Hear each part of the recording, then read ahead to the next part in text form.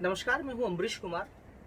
आज मैं आपको सिविल सर्विसेज जो एप्टीट्यूड टेस्ट है, जिसे हम सीसेट कहते हैं, इस पेपर को कैसे क्वालिफाई किया जाए यूपीएससी एग्जामिनेशन में, मैं आपको ये बताने वाला हूं। और जैसा कि आप लोगों को पता है कि जिनका ह्यूमैनिटी बैकग्राउंड है, जिनके लिए सीसेट एक बहुत बड़ा चैलेंज है, चुनौती है, निश्चित रूप से ये वीडियो जो है उनके लिए काफ़ी बेनिफिशियल होगा, फ़ायदेमंद होगा। तो आप इसको ध्यान से सुने। तो जैसे कि देखिए, सीसेट का जो पेपर है, क्योंकि क्वालिफाइंग आपको पता है, और इसमें मार्क्स तो ऐड किए नहीं जाते हैं, आपका मेरिट जो है वो जीएस से बनता है। लेकिन फिर भी काफ़ी स्टूडेंट ऐसे हैं जिनका जीएस काफ़ी अच्छा होने के बावजूद भी जो है सीसेट का पेपर क्वालिफाई नहीं होने के कारण जो है उनकी सारी मेहनत बेकार हो गई है, कॉलेप्स हो गई है। तो आप ऐसी गलती न करें, राइट। आप सिविल सर्विसेज में इस पेपर से कैसे भयमुक्त रहें, आपको स्ट्रेस ना हो, तनाव ना हो, और आप एक अच्छा परफॉर्मेंस दे सकें, इस ऑब्जेक्ट के साथ मैं आपको चीज़ें बताने वाला हूँ। तो सबसे पहले तो हम ये देख लेते हैं कि जो सीसेट का पेपर होता है, उसमें जो क्वेश्चंस होते हैं वो लगभग नहीं कहेंगे, उसमें क्वेश्चन जो होते हैं वो 80 क्वेश्चंस होते हैं। और 80 क्वेश्चंस में से जो है आपको सिर्फ और सिर्फ 27 क्वेश्चंस विदाउट नेगेटिव मार्किंग आपको सही करने होते हैं। तो ये 27 क्वेश्चन, 27 क्वेश्चंस भी करना अपने आप में एक बहुत बड़ा चैलेंज है यूपीएससी एग्जामिनेशन में, क्योंकि क्या रहता है, समय कम रहता है, 2 आवर्स का टाइम रहता है, और उस 2 आवर्स के टाइम में उतने टॉपिक्स को कंप्लीट करना एक चुनौती तो है ही, उनके लिए जिनका बैकग्राउंड नहीं है। तो क्या किया जाए? सबसे पहले तो मैं आपको ये बताना चाहूँगा कि 27 क्वेश्चंस होते हैं जो आपको सही करने हैं, 27 क्वेश्चन जो आपको सही करने हैं आउट ऑफ 80 क्वेश्चंस। तो पहली मेरी सलाह ये है कि आप लोग 80 क्वेश्चन करेंगे 2 आवर्स में, तो आप कोशिश ये करें कि नंबर ऑफ क्वेश्चंस आप सिर्फ 40 करें। सही क्वेश्चन जो है आपके लगभग जो है, अब यूपीएससी एग्जामिनेशन में ऐसा तो बोल नहीं सकते हैं कि जो आपने किया है वो सब सही है, लेकिन हाँ, अगर कुछ गलत भी होते हैं, ऐसा तो नहीं कि बहुत सारे क्वेश्चंस आप गलत करके आएंगे, लेकिन थोड़े बहुत भी गलत हो जाते हैं, तो आप 40 क्वेश्चंस अगर आप अटेम्प्ट करते हैं 2 आवर्स में, देखिए तो 1 घंटे में आपको 20 क्वेश्चंस अटेम्प्ट करने हैं, ठीक है। और दूसरे आवर्स में भी आपको 20 क्वेश्चंस अटेम्प्ट करने हैं, और लोग 80 क्वेश्चंस अटेम्प्ट करेंगे। महत्वपूर्ण बात यह है कि आप पहले से डिसाइड करके ये जाएं कि वो 40 क्वेश्चंस कौन से होंगे, राइट। तो पहले हम लोग क्या करते हैं, पहले हम लोग सिलेबस डिस्कस करते हैं कि सिलेबस में क्या पूछा जाता है सीसेट में। तो सीसेट के पेपर में पहले पूछा जाता है वो कॉम्प्रिहेंशन के क्वेश्चंस होते हैं, लगभग 30 क्वेश्चंस के आसपास कॉम्प्रिहेंशन के होते हैं।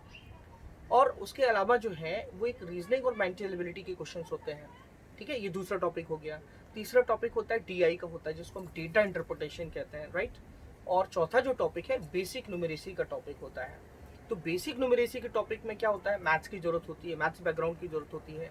अगर आप मैथ्स बैकग्राउंड के लिए अभी से अगर आप मैथ्स पे काम करेंगे बहुत ज़्यादा, तो मुझे लगता है कि आप जीएस पे उतना ज़्यादा समय नहीं दे पाएंगे, और आपके लिए काफ़ी चैलेंजिंग हो जाएगा, और कभी कभी ऐसे भी लगेगा कि मेरी समझ ये कहती है कि आपका कॉन्फिडेंस जो है वो डाउन होने लगेगा, क्योंकि आपको मैथ्स नहीं आती है। तो आप मैथ्स पे बहुत ज़्यादा फोकस करने की बजाय, अगर आप थोड़ा इंटरेस्टेड हैं, अगर आपको लगता है कि मुझे काम करना है, तो फिर तो अलग बात है। लेकिन अगर आपको ऐसा लगता है, क्योंकि देखिए ये पेपर जस्ट क्वालिफाइंग है, तो अगर आप बहुत ज़्यादा मेहनत भी करेंगे तो इसका कोई फ़ायदा नहीं है।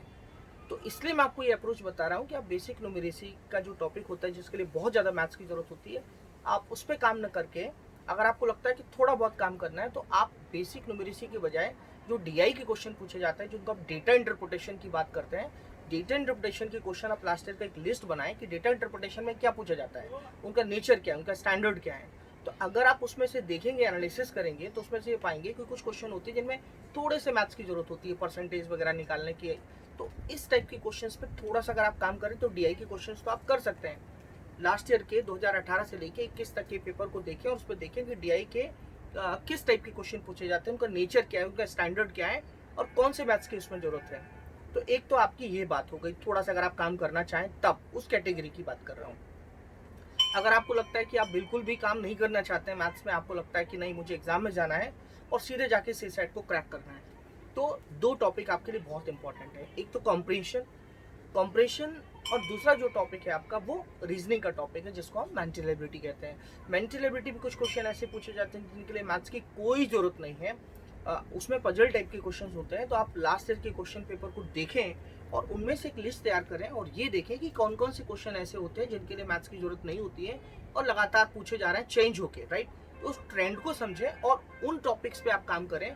तो उससे फायदा ये होगा कि जब आप एग्जाम में जाएंगे क्योंकि उन पर लगातार आप काम करते रहेंगे, जिनके लिए मैथ्स की जरूरत नहीं है, आपको प्रैक्टिस करने की जरूरत है, तो ऐसे क्वेश्चन जो है आप एग्जाम में जाके उनको क्रैक कर पाएंगे। जहाँ तक मैं कॉम्प्रिहेंशन की बात करता हूँ, तो कॉम्प्रिहेंशन किन लोगों का अच्छा होगा? कॉम्प्रिहेंशन उन लोगों का अच्छा होगा जिन्होंने लगातार पेपर्स के एडिटोरियल लगातार पढ़े हैं। अगर आप जो लेख आते हैं, आर्टिकल्स आते हैं यूपीएससी एग्जामिनेशन में, आपको जो पेपर पढ़ना होता है, पेपर्स में जो एडिटोरियल आते हैं हिंदी और इंग्लिश पेपर में, तो अगर आप एडिटोरियल लगातार पढ़ते रहेंगे तो उससे फ़ायदा ये हो जाएगा कि आपकी जो थिंकिंग प्रोसेस है, आपकी जो थिंकिंग एबिलिटी वो तो डेवलप होगी, आपकी अंडरस्टैंडिंग डेवलप होगी, चीज़ों को समझने की आपकी जो है एबिलिटी वो डेवलप होगी। तो लगातार एडिटोरियल पढ़ने वाले स्टूडेंट हैं, मैं आपको ये अश्योर करना चाहता हूँ कि अगर आप जब कॉम्प्रिहेंशन के पेपर में जाएंगे तो कॉम्प्रिहेंशन को आसानी से क्रैक कर सकते हैं, आसानी से देख सकते हैं, समझ सकते हैं और उनके आंसर्स तक पहुँच सकते हैं। मीन्स आप एलिमिनेशन राउंड से, जहाँ आपको पहली बात तो ऐसा है कि कुछ कॉम्प्रिहेंशन ऐसे होते हैं जो काफ़ी इजी होते हैं, कुछ कॉम्प्रिहेंशन ऐसे होते हैं जहाँ पे आपको लगेगा कि परेशानी है, ये एक दो आपको लग रहा है कि दो ऑप्शन सही है, तो एलिमिनेशन राउंड के द्वारा आप उसको कर सकते हैं। लेकिन अगर आपने पेपर के एडिटोरियल को लगातार आपने पढ़ा है, तो मैं आपसे ये कहना चाहता हूँ कि आप कॉम्प्रिहेंशन में काफ़ी कंफर्टेबल होंगे, ये मेरा मानना है। आपका करंट अफेयर्स भी तैयार होगा और आप करंट अफेयर्स में तैयार होने के साथ साथ जो है आपका कॉम्प्रिहेंशन भी क्लियर हो जाएगा। तो एग्जाम में जाने के बाद आपको टेंशन नहीं रहेगा, क्योंकि आप पेपर तो आपको पढ़ना ही पड़ता है। तो पेपर पढ़ने के साथ साथ जो है आपकी सीसेट भी तैयार होगा। ये देखिए, दो फायदे हैं पेपर पढ़ने के साथ, क्योंकि पेपर आपको पढ़ना है प्रीलिम्स के लिए, मेंस के लिए, इंटरव्यू के लिए, और साथ साथ में उसके साथ साथ में अगर आपका सीसेट की तैयारी भी अगर आपकी हो जाती है कॉम्प्रिहेंशन की, तो 25 से 30 क्वेश्चन अगर आपको मिल जाते हैं, थोड़े बहुत रीजनिंग्स वगैरह से क्वेश्चन अगर आपने कर लिया, तो मुझे लगता है कि सीसेट का पेपर आराम से क्वालिफाई हो सकता है विदाउट मैथ्स के, विदाउट किसी बैकग्राउंड के, राइट। तो चीज़ों को समझा जाए, लास्ट ईयर के पेपरों को देखा जाए, ठीक से एनालिसिस किया जाए, और मैंने जिस प्रकार से आपको अप्रोच बताया उस हिसाब से आप काम करके एक बार देखिए, निश्चित रूप से जो है आप भयमुक्त रहेंगे, आपको स्ट्रेस नहीं होगा और आप ये पेपर आराम से क्वालिफाई कर सकते हैं, ऐसा मेरा मानना है। चलिए, थैंक यू, धन्यवाद।